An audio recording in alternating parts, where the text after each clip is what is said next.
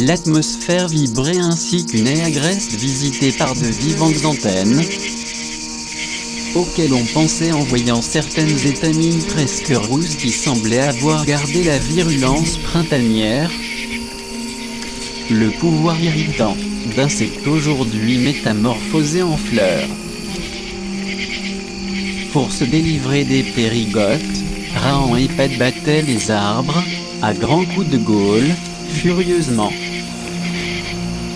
Les odonades sont les premiers essais de la nature que veut créer l'artiste, aussi informes, aussi peu viables que ces premiers animaux qui précédèrent les espèces actuelles. Que la curiosité douloureuse que Saral portait maintenant aux invisibles, n'est sa cause qu'en lui, n'était pas pour lui faire trouver déraisonnable de considérer cette curiosité comme importante, et de mettre tout en œuvre pour lui donner satisfaction.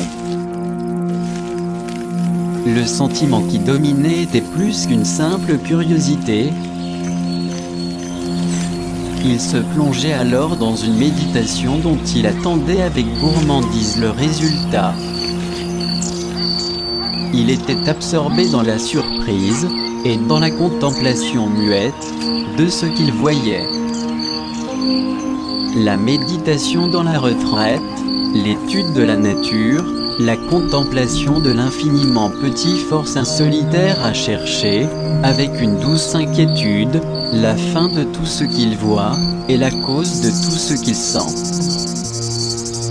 Le goût de la solitude et de la contemplation naissait dans son cœur avec les sentiments expansifs faits pour être son aliment. Un poète ne crée pas les images de sa poésie, il les prend dans le sein de la nature, et les applique à différentes choses pour les figurer au sens. Qu'y a-t-il vraiment de plus faible que l'homme, si vous ne considérez que son corps? Le moindre des insectes peut en effet déranger les ressorts de cette fragile machine.